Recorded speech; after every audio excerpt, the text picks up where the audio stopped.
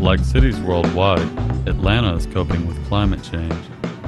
Here, years of ongoing drought have many looking for alternative resources to meet the water needs of an urban environment. Hi, I'm Cooper Holland. Welcome to Woodruff Park. Great cities need great spaces, and great spaces need water. We have been on a water restriction here in the park, so not only can we not water the flowers, the grass, we have had the fountain shut down for over a year. So our goal is to find alternative sources of water. We do not have to use municipal water, and we'll be able to then water the grass, have water in the fountains, again, bring this park back to what it needs to be.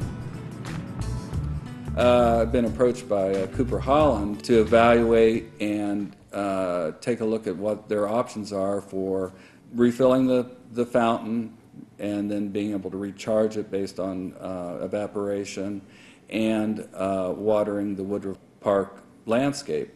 And right now we're looking at using the Candler building as a potential source, harvest rainwater off of their roof. My rain harvesting system starts with the rain falling into the gutters, which have protective covers, and then it comes down a downspout and it goes into a roof washer, which is a screen material to catch debris and keep the mosquitoes out. It then goes into a rain barrel. This is a German rain barrel, which has another screen into it, and the water collects here. And then I have a hose that goes underground, and it comes back to my water fountain. So if you take the Candler building, for example, which has a roof area of approximately 10,000 square feet, and with the amount of water falling in the Atlanta area in a year, which is 45 inches, you could collect 250, 300,000 gallons of water throughout the whole year.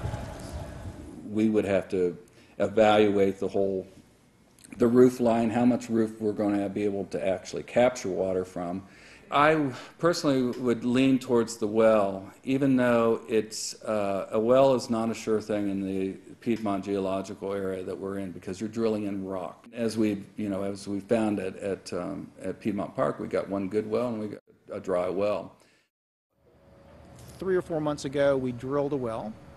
Right now, we've completed a 30-day test on that well. It appears that we're going to have somewhere between 50 to 100 gallons a minute, which is about 144,000 gallons of water a day.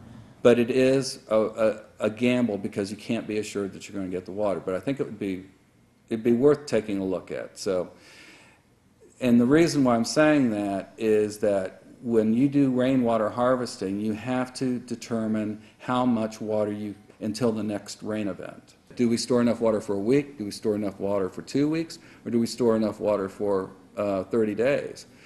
Just recently, in the last couple months, we went 43 days with no rain at all.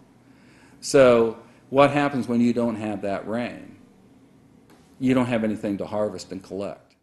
Yet critics charge that well drilling is no solution at all. They point out that all groundwater resources are interconnected, that wells ultimately take water from streams and rivers, increasing the overall water deficit. That definitely is the case. How drilling wells throughout the entire country can completely restructure the whole aquifer system, whereas where there were rivers at one time, there are no rivers because of that. So no, that is a true concern. Water from above, water from below. New ways of adapting old strategies to meet our current and future needs, and people committed to finding solutions. But in the meantime, we've all learned valuable lessons about conserving water, how we can use other sources of water, and I think it'll be a good lesson for all of us long term.